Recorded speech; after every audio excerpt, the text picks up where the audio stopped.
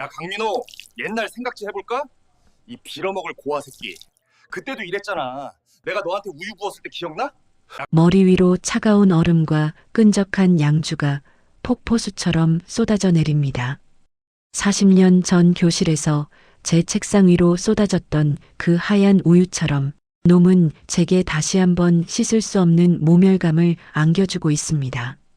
화려한 호텔 스카이라운지의 조명 아래 명품으로 휘감은 동창들은 낡아빠진 양복을 입고 젖은 생쥐꼴이 된 저를 보며 비웃음을 흘립니다. 그들의 눈에 저는 그저 고아원 출신의 실패한 인생, 회비 낼 돈도 없어 구걸하러 온 비굴한 중년으로 보이겠지요. 박태성 놈은 자신의 권력에 취해 저를 발밑에 벌레처럼 내려다보며 승리감에 도취되어 있습니다. 하지만 놈은 꿈에도 상상하지 못할 겁니다. 제 축축하게 젖은 가슴 안주머니 속에서 붉은색 녹음 램프가 놈의 더러운 자백을 하나도 빠짐없이 집어삼키고 있다는 사실을 말입니다. 지금 흐르는 것은 굴욕의 눈물이 아니라 사냥감을 단숨에 물어뜯기 직전 맹수가 흘리는 침묵입니다. 자, 이제 고개를 들어 놈에게 제 진짜 정체를 그리고 40년을 기다려온 진짜 지옥을 보여줄 시간입니다. 사연 들으시기 전에 구독과 좋아요 한번 눌러주시면 큰 힘이 됩니다. 지금 어디에서 듣고 계신지도 댓글로 남겨주세요. 그곳마다 좋은 일, 편안한 일상과 따뜻한 순간들이 머무르시길 진심으로 마음 담아 기도하겠습니다. 오늘따라 서울중앙지검 특수부 집무실의 형광등이 유난히 차갑게 느껴졌습니다. 저는 강민호, 이곳의 부장검사입니다. 책상 위에는 태성복지재단 비리 관련 서류가 산더미처럼 쌓여 있었습니다. 한 달 넘게 파고든 사건이었죠. 서류 더미 사이에서 한 장의 사진을 집어들었습니다. 고아원 아이들의 급식 사진이었어요. 빵에는 푸른 곰팡이가 피어 있었고 우유팩에 찍힌 유통기한은 누군가 검은 펜으로 덧칠해서 고쳐놓은 흔적이 역력했습니다. 손이 부들부들 떨렸습니다. 가슴속에서 무언가가 끓어오르는 게 느껴졌어요. 이 새끼들이 입 밖으로 욕설이 튀어나올 뻔했지만 꾹 참았습니다. 검사는 감정을 드러내면 안 된다는 걸 잘 알고 있었으니까요. 하지만 이번만큼은 참기가 힘들었습니다. 왜냐하면 이 사건의 주범인 박태성, 그 이름을 보는 순간 40년 전 기억이 칼날처럼 되살아났거든요. 저도 고아원 출신입니다. 7살 때 부모님이 교통사고로 돌아가신 후 청솔 고아원에서 자랐어요. 그곳에서 태성이와 같은 초등학교를 다녔죠. 태성이는 지역 유지의 아들이었습니다.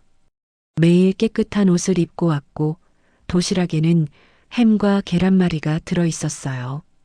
반면 저는 찢어진 검정 고무신을 신고 다녔고 점심시간이면 수돗물로 배를 채웠습니다. 기억나는 날이 하나 있습니다. 초등학교 4학년 때였어요. 그날따라 비가 많이 내렸는데 제 고무신 밑창이 완전히 떨어져 나갔습니다. 맨발로 교실에 들어갈 수밖에 없었죠. 아이들이 킥킥거렸습니다. 그때 태성이가 제 책상 앞으로 걸어왔어요. 야, 강민호. 고아원 냄새 진짜 지독하다. 태성이는 자기 우유팩을 따서 제 책상 위에 쏟아부었습니다. 하얀 우유가 책과 공책을 적셨어요. 저는 아무 말도 못했습니다. 그저 고개를 숙이고 있을 뿐이었죠. 선생님은 못 본 척했습니다. 태성이 아버지가 학교 이사였으니까요. 사진을 다시 내려놓았습니다. 손등으로 눈가를 훔쳤어요. 눈물이 나온 건 아니었습니다. 그냥 눈이 뜨거웠을 뿐이에요. 40년이 지났지만 그때의 수치심은 여전히 생생했습니다. 부장님, 커피 한 잔 하세요. 김 수사관이 커피를 건네며 조심스럽게 말을 꺼냈습니다. 박태성 쪽 변호인단이 또 접촉을 시도했습니다. 이번엔 5천만 원을 제시했다고 합니다.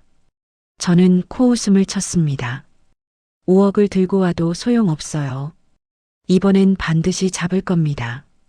하지만 문제가 있었습니다. 증거가 아직 결정적이지 못했어요.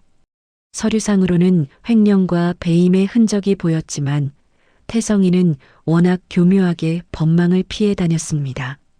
변호사를 6명이나 고용해서 모든 구멍을 막아놨죠. 결정적인 자백이나 물증이 하나만 더 있으면 되는데 그게 쉽지 않았습니다.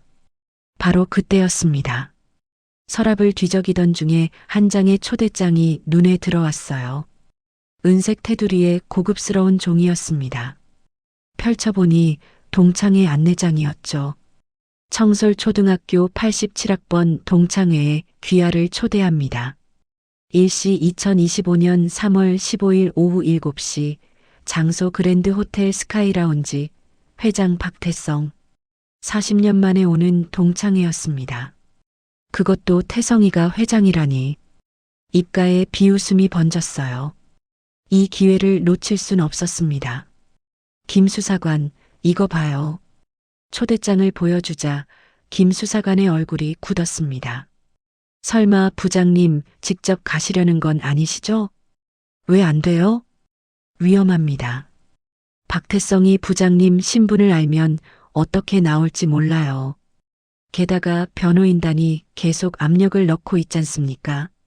괜히 빌미를 줄 수도 있습니다. 김 수사관의 말이 틀린 건 아니었습니다. 하지만 저는 이미 결심했어요.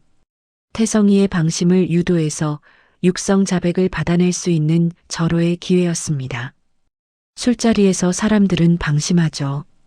특히 자신이 우위에 있다고 느낄 때는 더더욱 그렇습니다. 걱정 마세요. 제가 알아서 할게요. 그날 밤 집에 돌아와서도 동창의 생각뿐이었습니다. 거실 소파에 앉아 초대장을 계속 들여다봤어요. 아내가 물 한 잔을 건네며 물었습니다. 여보, 무슨 생각해요?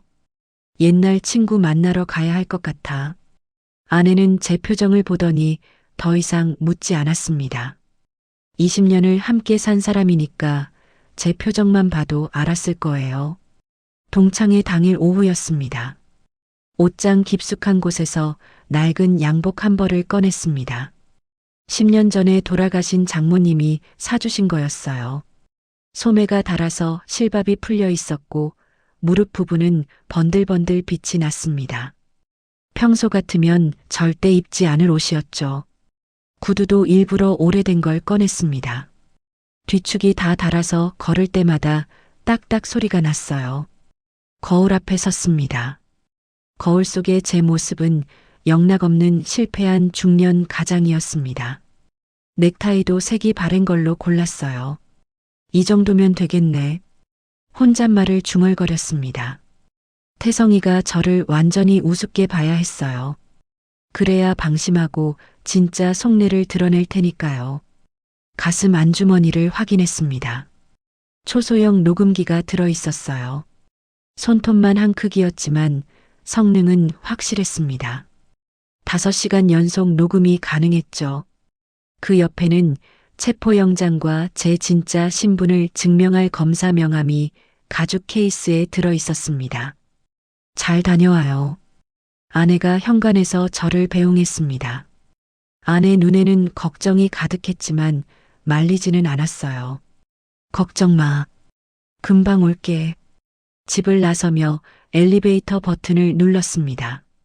관용차는 일부러 두고 왔어요. 너무 눈에 띄면 안 됐으니까요.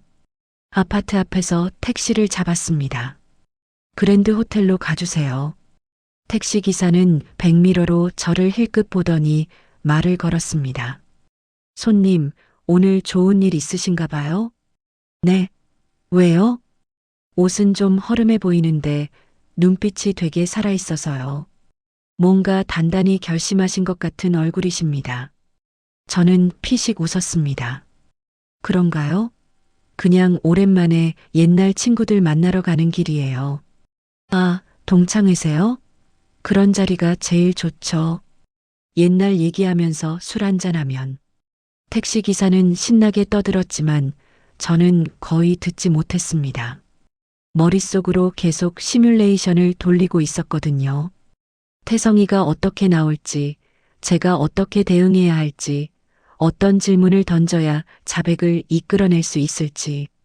택시가 그랜드 호텔 앞에 섰습니다. 요금을 내고 내렸어요. 호텔 정문 앞에는 고급 외제차들이 즐비하게 서 있었습니다. 벤츠, BMW, 포르쉐. 모두 억대가 넘는 차들이었죠. 심호흡을 크게 했습니다. 가슴속 녹음기를 손으로 한번 눌러 확인했어요. 작동이 잘 되고 있었습니다. 좋아, 시작이야. 호텔 로비로 들어섰습니다. 화려한 샹들리에가 천장에서 반짝이고 있었어요. 대리석 바닥은 거울처럼 매끈했습니다. 제 낡은 구두 소리가 로비에 울려 퍼졌죠. 안내 데스크를 지나 엘리베이터를 탔습니다. 12층 스카이라운지 버튼을 눌렀어요. 엘리베이터가 올라가는 동안 거울에 비친 제 모습을 다시 한번 확인했습니다. 강민호, 정신 똑바로 차려. 오늘 실수하면 끝이야. 스스로에게 다짐했습니다. 엘리베이터 문이 열렸어요. 복도 끝에서 웃음소리와 음악소리가 들려왔습니다. 발걸음을 옮겼죠. 한 걸음, 두 걸음. 40년 전의 상처를 끌어안고 오늘 그것을 끝낼 결심을 하고 걸어갔습니다. 스카이라운지 입구가 보였습니다. 화려한 조명 아래 사람들이 웃고 떠들고 있었어요. 모두 명품 옷을 입고 있었죠. 여자들은 핸드백에서부터 구두까지 반짝이는 브랜드 로고가 달려 있었고, 남자들은 양복 차림에 고급 시계를 차고 있었습니다. 입구를 막고 선 사람이 있었습니다. 동창 중 한 명이었어요. 이름은 정확히 기억나지 않았지만 얼굴은 어렴풋이 알아볼 수 있었습니다. 실례지만 여기 배달 오시면 안 됩니다. 그가 저를 막아섰습니다. 제 낡은 양복을 보고 잡상인으로 착각한 거죠. 가슴이 철렁했지만 이내 계획대로라는 생각이 들었어요. 저 강민호인데요. 초대받아서 왔습니다. 네, 강민호? 야, 민호야. 너 민호 맞아? 그제야 그가 눈을 동그랗게 뜨며 제 얼굴을 자세히 들여다봤습니다. 맞네, 강민호 맞네. 아, 야, 살아있었구나. 어떻게 지냈어? 반가움보다는 놀라움이 더 큰 반응이었습니다. 아마 제가 이렇게까지 초라해 보일 거라곤 예상 못했던 거겠죠. 그냥 그럭저럭. 그래, 들어와. 안에 다들 있어. 그가 옆으로 비켜섰습니다. 저는 고개를 숙이고 안으로 들어갔어요. 룸 안은 더 화려했습니다. 테이블마다 양주병이 놓여 있었고 안주는 산해진미였죠. 그리고 상석에 앉아 있는 사람이 보였습니다. 박태성. 40년 만에 보는 그 얼굴이었어요. 그 오만한 눈빛만큼은 여전했습니다. 비싼 양복을 입고 금시계를 차고 있었죠. 태성이의 시선이 저를 향했습니다. 잠시 멈칫하더니 이내 알아보는 표정으로 바뀌었어요. 야, 강민호? 태성이가 자리에서 일어났습니다. 저를 향해 걸어왔죠. 저는 숨을 깊게 들이쉬었습니다. 40년을 기다린 이 순간, 드디어 시작입니다. 태성이가 제 앞으로 다가왔습니다. 가까이서 보니 얼굴에 기름기가 흘렀어요. 비싼 음식을 실컷 먹은 사람의 얼굴이었죠. 저는 최대한 움츠러든 자세를 취했습니다. 어깨를 구부정하게 하고 시선을 바닥으로 떨어뜨렸어요. 야, 강민호. 진짜 너 맞냐? 태성이의 목소리에는 놀라움과 함께 뭔가 즐거워하는 기색이 섞여 있었습니다. 제가 이렇게 초라한 모습으로 나타난 게 신기한 모양이었어요. 응, 태성아. 오랜만이다. 오랜만이긴 40년 만이지. 야, 너 그새 뭐 했냐? 어떻게 이렇게 됐어?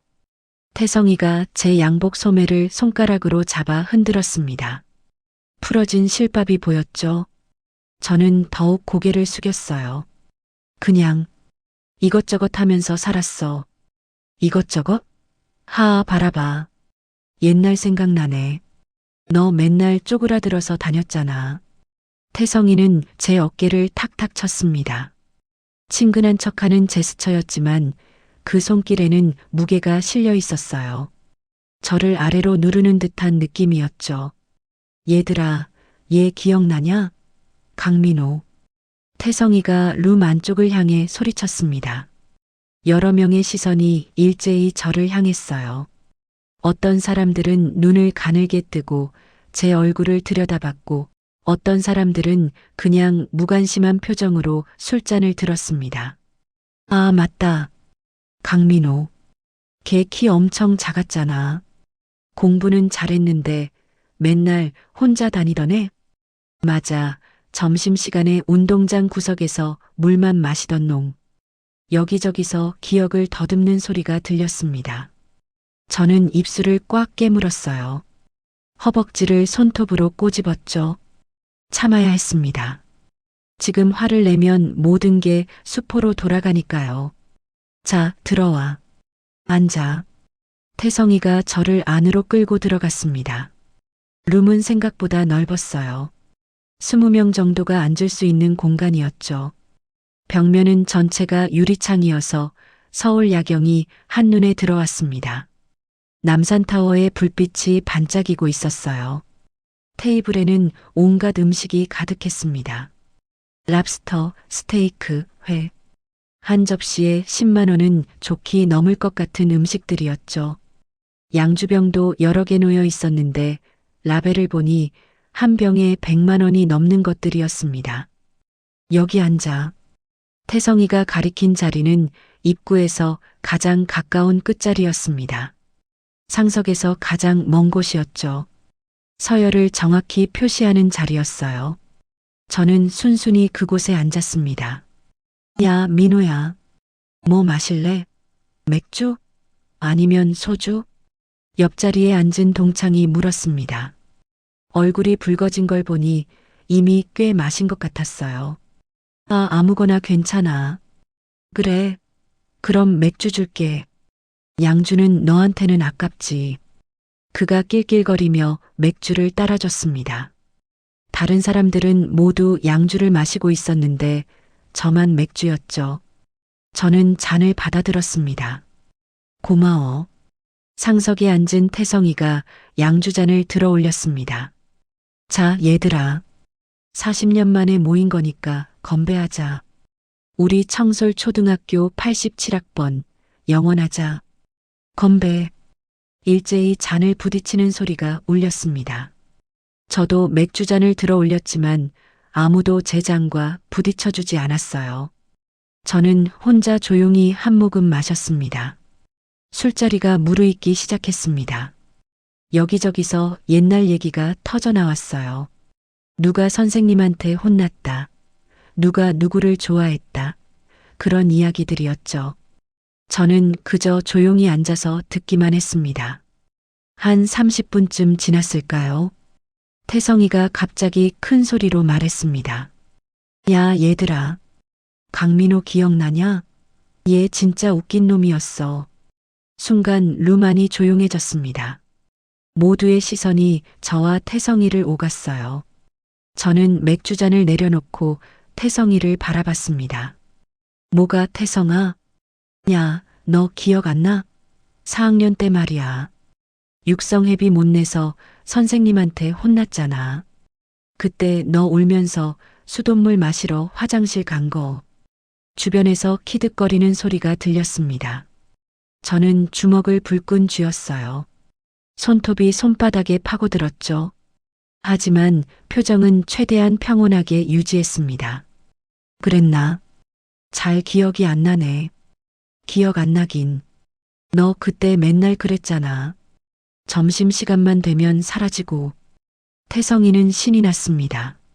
제 불편함을 즐기고 있었어요. 술을 한 모금 마시더니 계속 말을 이었죠.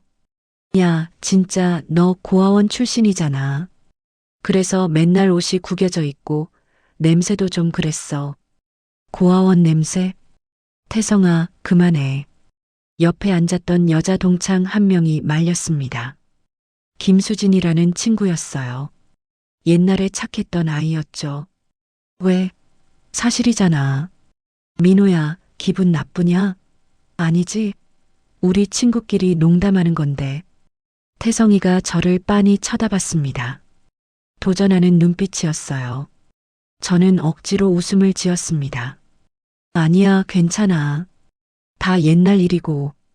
그렇지, 옛날 일이지. 근데 너 지금 뭐 하냐? 직업이? 드디어 핵심 질문이 나왔습니다. 저는 준비된 대답을 했어요. 지금은 그냥 이것저것 하면서 살아.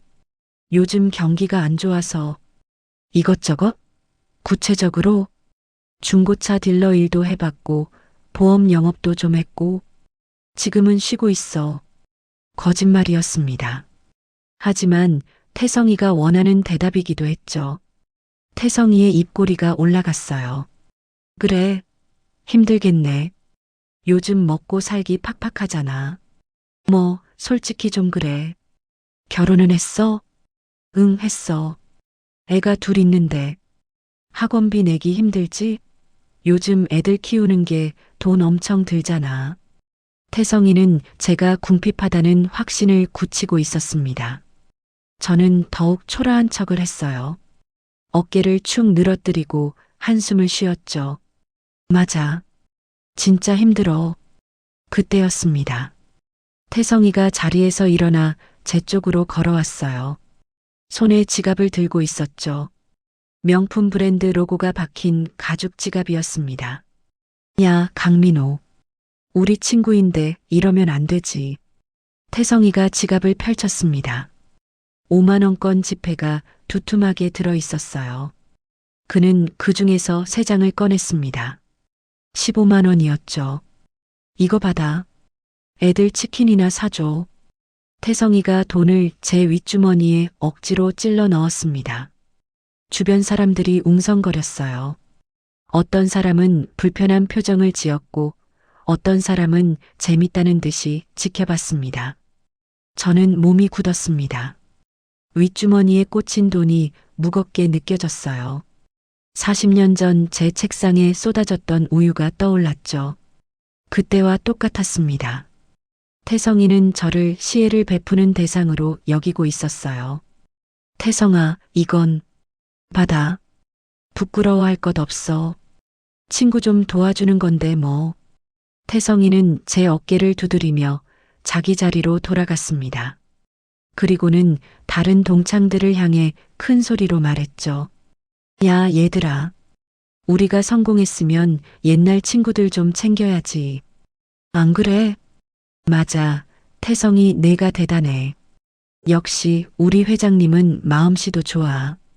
아첨하는 소리들이 여기저기서 터져 나왔습니다.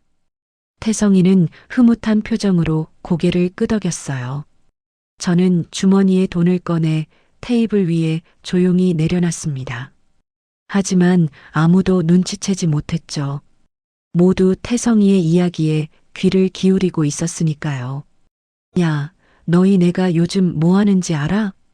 태성이가 술잔을 들어올리며 말했습니다. 복지재단 운영해. 태성복지재단. 들어봤어? 몇몇 사람들이 고개를 끄덕였습니다. 저는 귀를 세웠어요. 바로 제가 수사하고 있는 그 재단이었죠. 와, 대단하다. 복지 사업이면 정말 뜻깊은 일이잖아. 그렇지. 나도 이제 나이 들으니까 사회에 환원해야겠다는 생각이 들더라고. 태성이의 말에 저는 속으로 비웃음을 터뜨렸습니다. 사회 환원이라니요. 아이들 밥값을 훔쳐가는 주제에. 근데 그게 쉬운 일이 아니야. 고아원 애들 먹이고 입히고 교육시키고 돈이 엄청 들거든. 태성이는 마치 자신이 성인군자인 양 떠들었습니다. 주변 사람들은 감탄하며 박수까지 쳤어요. 저는 조심스럽게 가슴 안주머니를 더듬었습니다. 녹음기가 작동하고 있는지 확인했죠. 다행히 작동 중이었어요. 지금부터가 중요했습니다.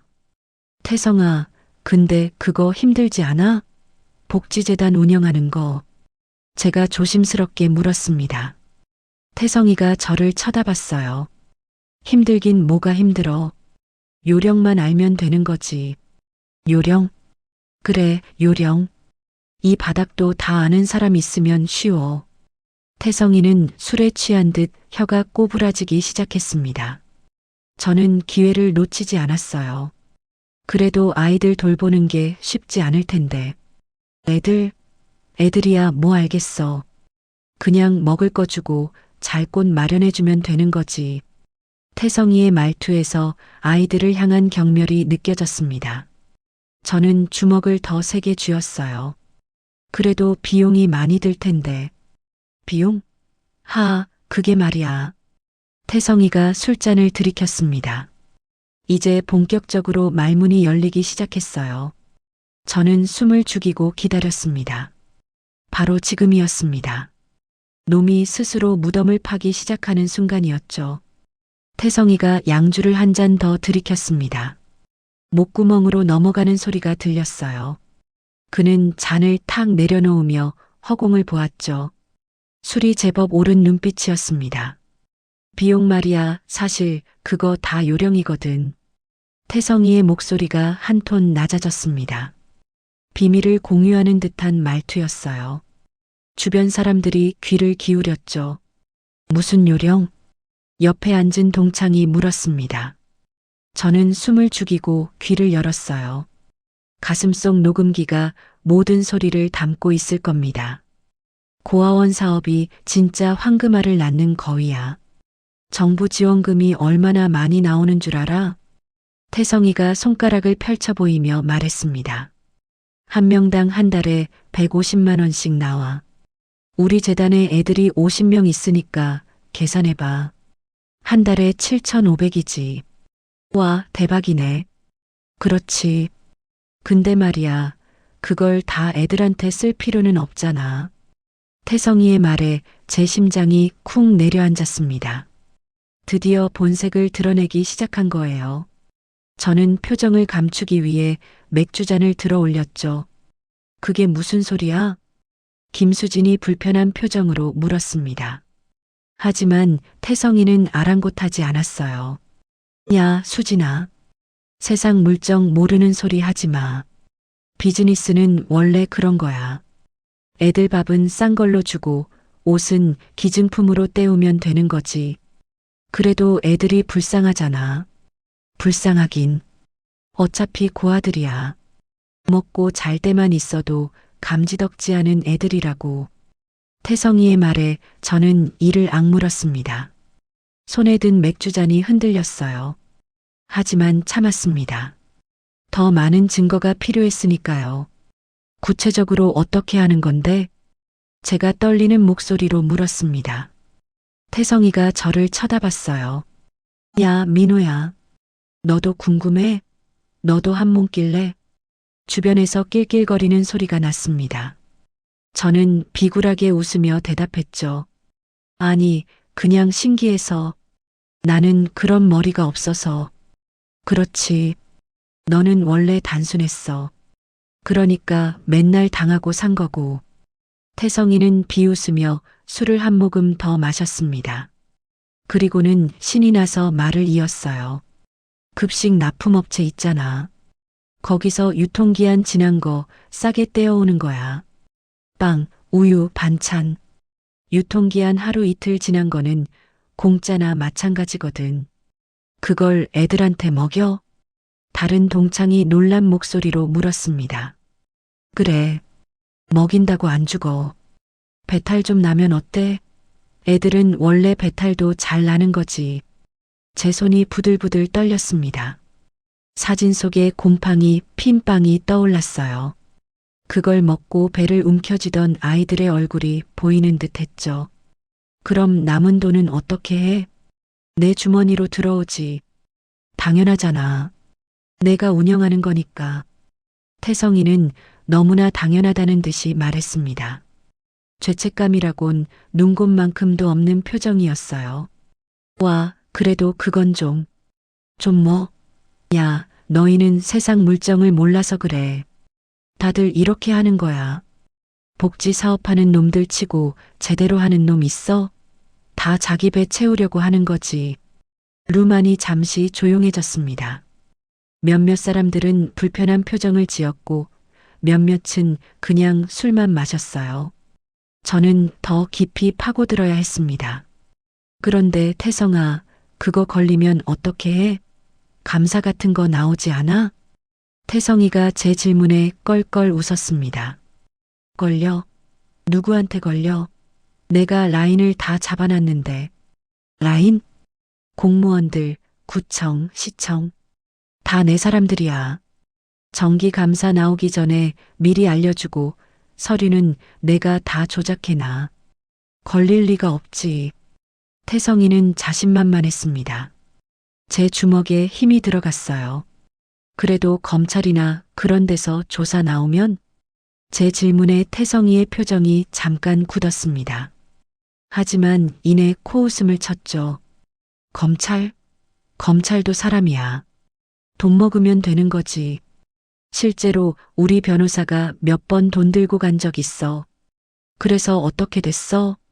대부분은 잘 됐지. 근데 딱 한 놈, 서울중앙지검 특수부에 독종 하나가 있더라고.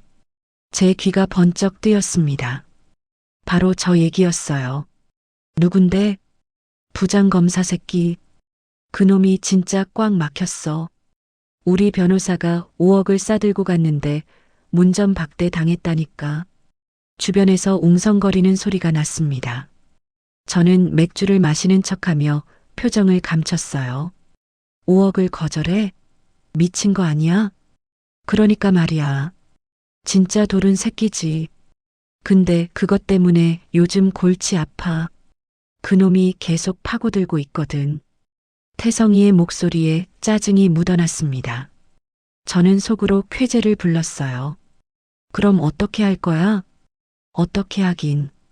윗선 통해서 압력 넣으려고.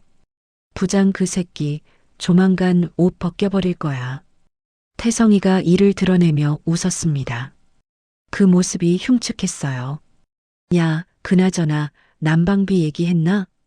태성이가 갑자기 화제를 바꿨습니다. 난방비? 응. 겨울에 정부에서 난방비 지원금 나오잖아. 그것도 애들한테 다 쓸 필요 없어. 그럼 애들은 추운데 어떻게 해? 김수진이 다시 물었습니다. 목소리에 분노가 섞여 있었어요. 추우면 이불 더 덮으면 되지. 애들은 원래 추위에 강해. 강하게 키워야 나중에 사회 나가서도 살아남지. 태성이의 말은 점점 더 파렴치해졌습니다. 저는 손톱으로 허벅지를 꼬집었어요. 피가 날 것 같았죠. 그 돈은 어디 썼는데? 내 별장. 수영장 물 데우는 보일러 돌리는 데 썼지. 겨울에도 따뜻한 물에서 수영하려면 돈이 장난 아니거든. 순간 루만이 얼어붙었습니다. 아무리 돈에 눈이 먼 사람들이라도 이건 너무 심했어요. 몇몇 사람들이 술잔을 내려놓았습니다. 태성아, 그건 좀 아닌 것 같은데. 한 동창이 조심스럽게 말했습니다. 하지만 태성이는 화를 냈어요. 야, 뭐가 아니야. 내 재단이고 내 돈인데 내가 어디 쓰든 무슨 상관이야. 너희는 내 입장이 돼봐. 애들 돌보는 게 얼마나 스트레스인데. 그래도 그건 시끄러워. 니들이 뭘 알아. 너희는 편하게 회사 다니면서 월급이나 받으면 되지만 나는 사업하는 사람이야. 사업은 머리 써야 하는 거라고. 태성이가 버럭 소리를 질렀습니다. 몇몇 사람들이 움찔했어요. 저는 조용히 지켜봤습니다. 미안, 태성아. 내가 잘못 말했어. 그 동창이 고개를 숙였습니다. 태성이의 권력 앞에서 모두가 고개를 숙였죠. 마치 40년 전 교실처럼요. 태성이는 술을 벌컥벌컥 들이켰습니다. 얼굴이 시빨개졌어요. 술에 완전히 취한 상태였죠. 야, 강민호. 너는 뭐 먹었어? 맥주만 마시지 말고 고기 좀 먹어. 태성이가 갑자기 저를 가리키며 말했습니다. 아, 괜찮아. 배불러서. 배부르긴. 네가 언제 이런 거 먹어봤다고. 고아원에서 맨날 보리밥이나 먹었잖아. 또 고아원 얘기였습니다. 태성이는 저를 놀리는 게 즐거운 모양이었어요. 옛날에 네가 고아원에서 가져온 도시락 본 적 있어. 진짜 말이 아니더라. 김치하고 밥만 덩그러니. 태성아, 그만해. 김수진이 다시 말렸습니다. 왜 또 그래? 사실이잖아. 민호야, 너 기분 나빠? 아니지? 태성이가 저를 빤히 쳐다봤습니다. 저는 고개를 저었어요. 아니, 괜찮아. 그렇지. 우리 친구끼리 이런 얘기도 못하면 뭐해. 야, 그나저나 너 정말 불쌍하다. 지금도 힘들게 사는 거 보니까. 태성이가 혀를 찼습니다. 동정하는 척이었지만 실제로는 우월감을 즐기고 있었어요. 너 같은 놈은 평생 이렇게 사는 거야. 왜 그런지 알아? 머리가 나쁘니까. 세상 돌아가는 걸 몰라. 저는 입술을 깨물었습니다. 참고 또 참았어요. 나는 달라. 나는 머리를 쓸 줄 알거든. 그러니까 복지재단도 하고 별장도 사고 이렇게 잘 사는 거지. 태성이는 자랑을 늘어놓았습니다. 자신이 얼마나 똑똑한지, 얼마나 성공했는지. 저는 시계를 봤습니다. 벌써 밤 9시가 넘었어요. 충분한 증거를 확보했습니다. 횡령, 배임, 아동학대. 모든 자백이 녹음기에 담겼죠. 이제 때가 왔습니다. 더 이상 참을 필요가 없었어요. 태성이가 비틀거리며 일어났습니다. 술에 많이 취한 모습이었어요. 손에는 양주잔이 들려 있었죠. 그는 비틀비틀 제 쪽으로 걸어왔습니다. 야, 강민호. 기분이 좀 이상하네. 태성이의 목소리가 날카로워졌습니다. 술 취한 사람 특유의 공격성이 묻어났어요. 왜, 태성아? 너 때문에 옛날 생각이 자꾸 나. 기분 나빠. 태성이가 제 앞에 섰습니다. 눈이 충혈되어 있었어요. 저는 자리에서 일어나려고 했지만 태성이가 제 어깨를 눌렀습니다. 앉아 있어. 내가 허락할 때까지. 룸 안의 분위기가 싸늘해졌습니다. 몇몇 사람들이 불안한 눈빛으로 지켜봤어요.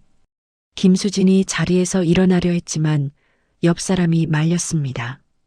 태성아, 이제 그만하자. 민호도 힘들어 보여. 누군가 말했지만 태성이는 듣지 않았습니다. 힘들어? 얘가 원래 힘든 인생 아니야. 고아원 출신이 무슨 기대를 해. 태성이는 손에 들고 있던 양주병을 천천히 들어 올렸습니다. 야, 강민호. 옛날 생각나게 해줄까? 제 심장이 쿵 내려앉았습니다. 나쁜 예감이 들었어요. 태성이의 손이 움직였죠. 차가운 액체가 제 머리 위로 쏟아졌습니다.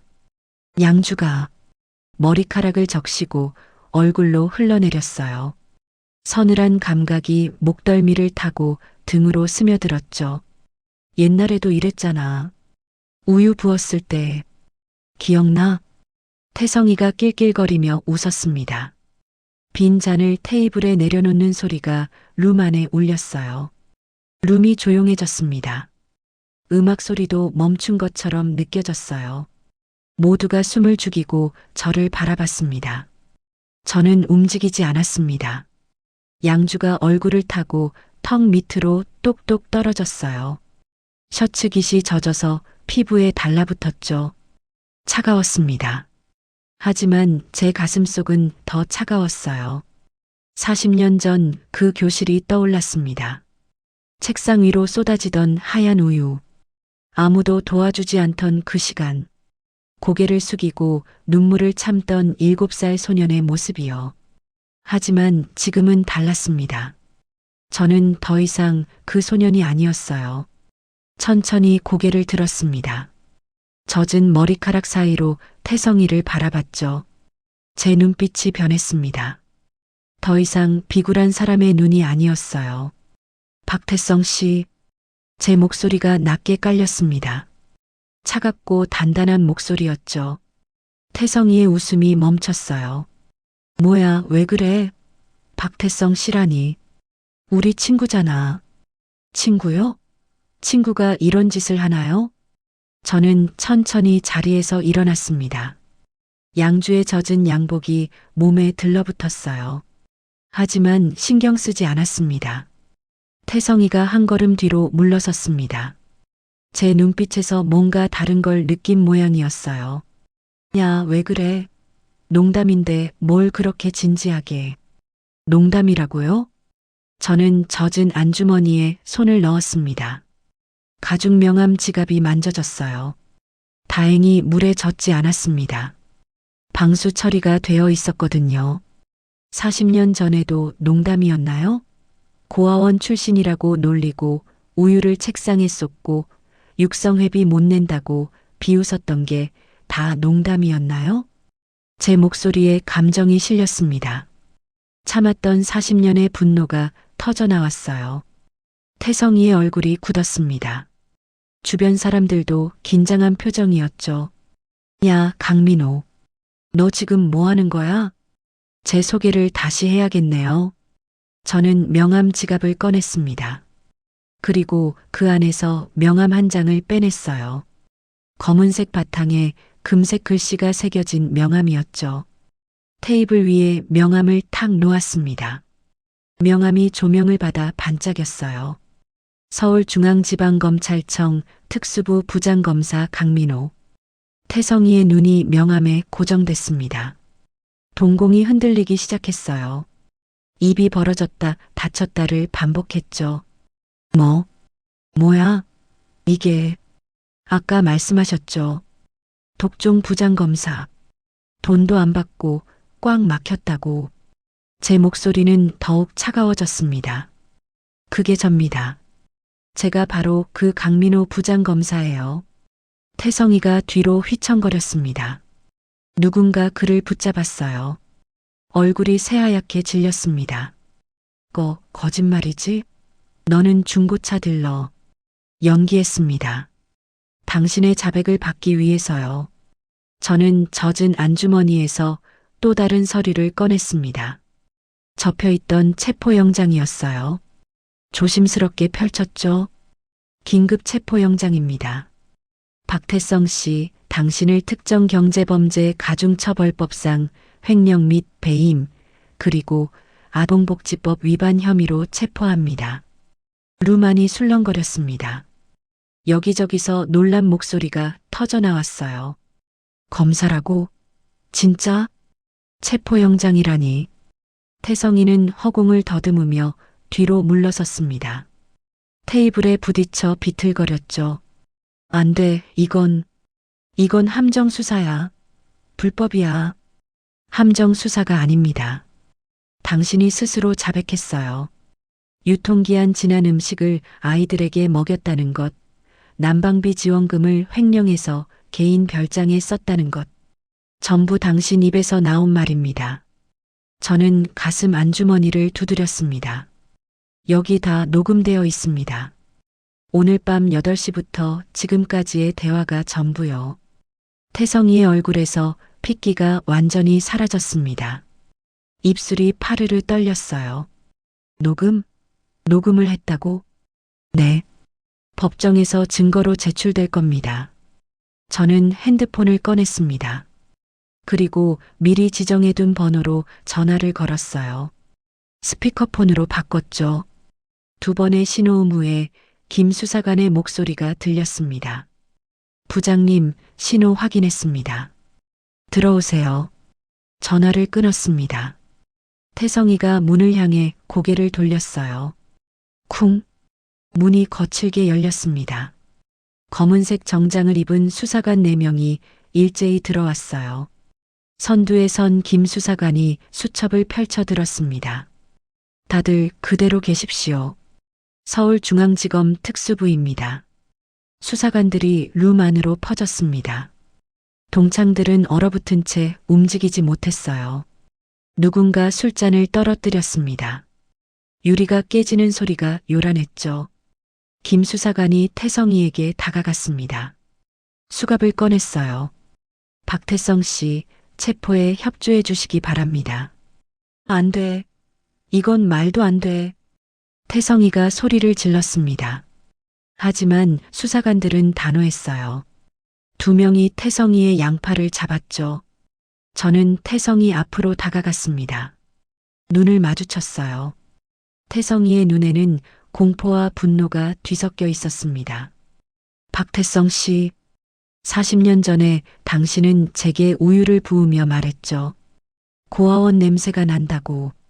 제 목소리가 떨렸습니다. 하지만 분노가 아니었어요.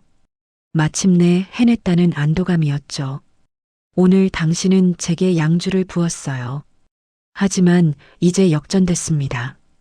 이제는 제가 당신에게 수갑을 채울 차례예요. 철컥.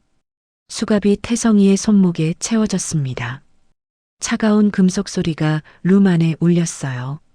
태성이가 무릎을 꿇었습니다. 민호야. 아니, 강 부장님. 제발 한 번만 봐주세요. 우리 친구 아닙니까? 태성이가 제 바지를 붙잡았습니다. 아까의 오만함은 온데간데 없었어요. 비굴한 표정으로 빌었죠. 친구요? 저는 차갑게 말했습니다. 친구는 친구에게 우유를 붓지 않습니다. 친구는 친구를 고아원 출신이라고 놀리지 않아요. 그리고 진짜 친구라면 굶주린 아이들의 밥값을 훔치지 않습니다. 태성이의 손을 뿌리쳤습니다. 그는 바닥에 주저앉았어요. 데려가세요. 김 수사관이 고개를 끄덕였습니다. 수사관 두 명이 태성이를 일으켜 세웠어요. 태성이는 끌려가면서도 계속 소리쳤습니다. 이건 불법이야. 변호사 부를 거야. 내가 가만 안 둬. 하지만 그의 목소리는 복도로 멀어지며 작아졌습니다. 문이 닫혔어요. 룸 안에 남은 사람들은 아무 말도 하지 못했습니다. 저는 천천히 그들을 둘러봤어요. 혹시 오늘 있었던 일에 대해 거짓 증언을 하시는 분이 있다면 위증죄로 처벌받게 될 겁니다. 협조해 주시기 바랍니다. 몇몇 사람들이 고개를 끄덕였습니다. 김수진이 제게 다가왔어요. 민호야. 아니, 부장님. 잘하셨어요. 정말 멋있었어요. 그녀의 눈에는 눈물이 맺혀 있었습니다. 고마워요, 수진 씨. 저는 젖은 양복을 털며 문을 향해 걸어갔습니다. 김 수사관이 수건을 건넸어요. 부장님, 괜찮으십니까? 괜찮습니다. 이제 진짜 시작이니까요. 호텔 밖으로 나왔습니다. 밤 공기가 시원했어요. 40년 동안 가슴에 맺혔던 응어리가 풀리는 기분이었습니다. 호텔 로비를 빠져나오니 밤하늘에 별이 보였습니다. 도심 한가운데였지만 오늘따라 유난히 별이 많아 보였어요. 아니, 제 마음이 맑아져서 그렇게 느껴진 걸지도 모르겠습니다. 김 수사관이 옆에서 걸으며 물었습니다. 부장님, 관용차 가져올까요? 아니요. 오늘은 제가 직접 갈 곳이 있어서요. 어디신데요? 청솔 보육원이요. 김 수사관이 고개를 끄덕였습니다. 더 이상 묻지 않았어요. 그는 제가 그곳 출신이라는 걸 알고 있었으니까요. 그럼 부장님, 내일 오전 10시에 검찰청에서 뵙겠습니다. 박태성 구속 영장 청구 준비하겠습니다. 수고했어요, 김 수사관. 오늘 정말 고생 많았습니다. 김 수사관이 깊게 고개를 숙였습니다. 그리고는 수사관들과 함께 검은색 승합차로 향했어요. 태성이는 이미 그 차에 태워져 있었죠. 저는 택시를 잡았습니다. 손을 들자 금방 한 대가 멈춰 섰어요. 어디 가세요? 강동구 청솔 보육원으로 가주세요. 네, 알겠습니다. 택시가 출발했습니다. 창밖으로 도심의 불빛이 스쳐 지나갔어요. 저는 핸드폰을 꺼내 아내에게 전화를 걸었습니다. 여보. 응, 어떻게 됐어? 아내의 목소리에는 걱정이 묻어 있었어요. 잡았어. 방금 체포했습니다. 다행이네. 다친 데는 없어? 괜찮아요. 그냥 양복 좀 젖었을 뿐이에요. 그래, 조심해서 와. 기다릴게. 전화를 끊고 창밖을 바라봤습니다. 한강 다리를 건너고 있었어요. 강물이 검게 흘러가고 있었죠. 다리 위에 불빛이 물에 반사되어 흔들렸습니다. 문득 40년 전 기억이 떠올랐습니다. 청솔 고아원에서 지내던 그 시절이요. 매일 아침 7시에 일어나 세수를 하고 낡은 교복을 입고 학교에 갔었죠.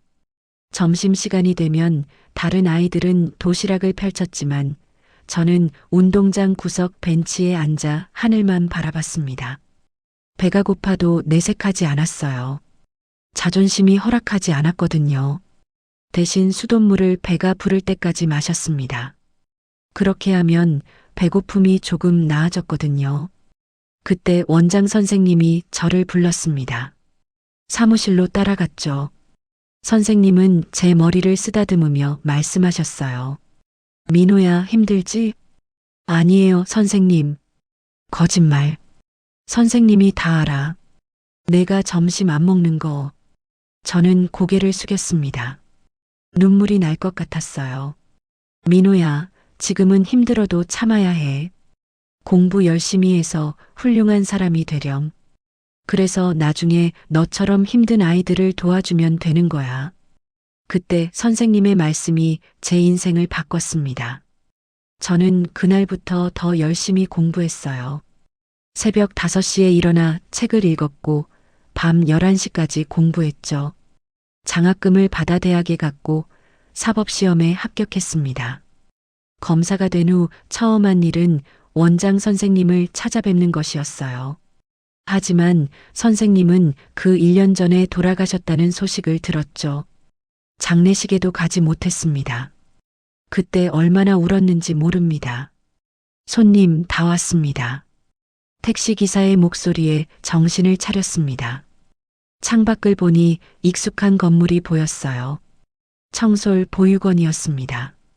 10년 전에 새로 지은 건물이었지만 제가 살던 청솔 고아원의 후신이었죠. 여기서 내려주세요. 요금을 내고 내렸습니다. 보육원 앞에는 작은 놀이터가 있었어요.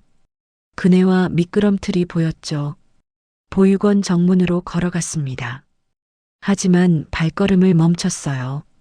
이 시간에 빈손으로 갈 순 없었습니다. 핸드폰으로 배달 앱을 켰어요. 치킨과 피자를 주문했죠. 큰 사이즈로 5판씩이요. 30분쯤 기다리자 배달 오토바이가 도착했습니다. 저는 따뜻한 상자들을 받아들었어요. 무게가 제법 나갔지만 기분 좋은 무게였습니다. 초인종을 눌렀습니다. 잠시 후 문이 열렸어요. 젊은 여자 선생님이 나왔습니다. 어머, 강 부장 검사님이시네요. 이렇게 늦은 시간에 웬일이세요? 안녕하세요, 박 선생님. 아이들 아직 안 잤나요? 아니에요. 지금 막 간식 시간이에요. 그런데 그게 뭐예요? 제가 든 상자들을 보며 박 선생님이 놀란 표정을 지었습니다. 아, 이거요? 치킨이랑 피자예요. 아이들 주려고요.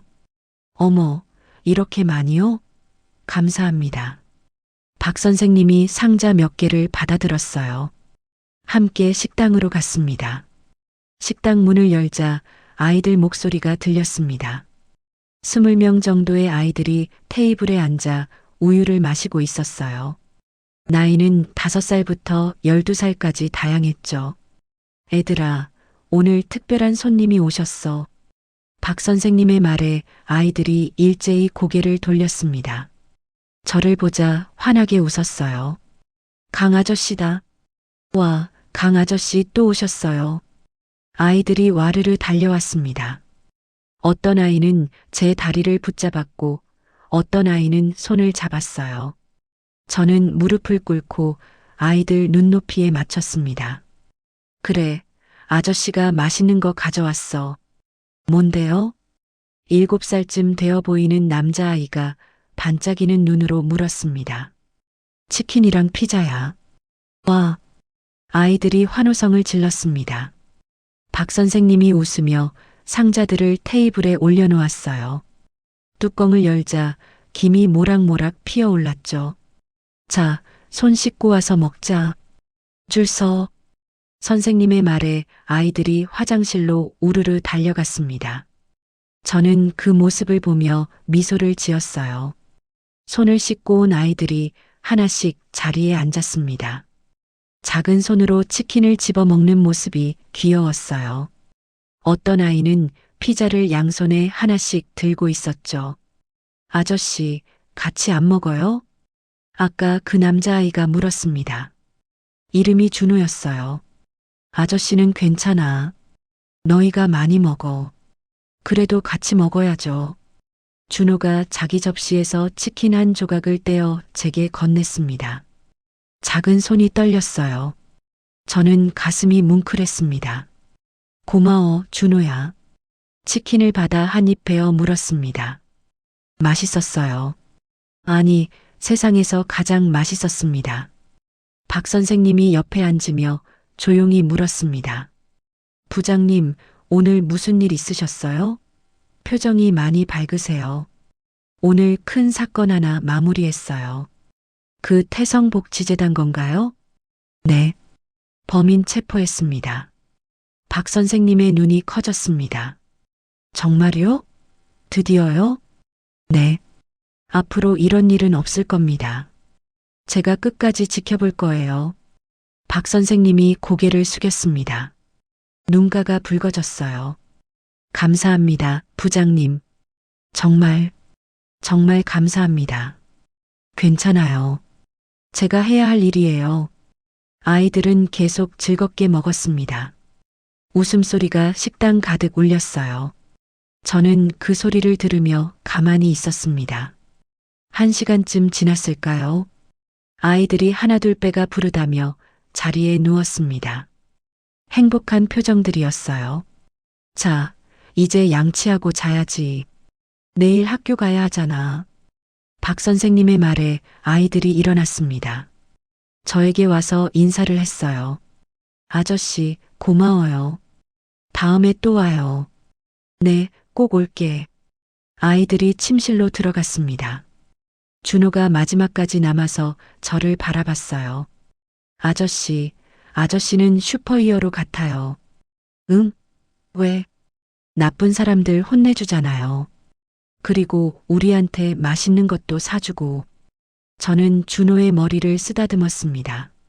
준호야, 아저씨는 슈퍼히어로가 아니야. 그냥 너희를 지켜주고 싶은 어른일 뿐이야. 그래도 멋있어요. 준호가 활짝 웃으며 침실로 뛰어갔습니다. 저는 그 뒷모습을 보며 한참을 서 있었어요. 박 선생님과 함께 보육원 밖으로 나왔습니다. 밤 공기가 상쾌했어요. 부장님, 조심히 들어가세요. 네, 박 선생님도 수고하세요. 보육원 문을 나서는데 뒤에서 창문이 열리는 소리가 들렸습니다.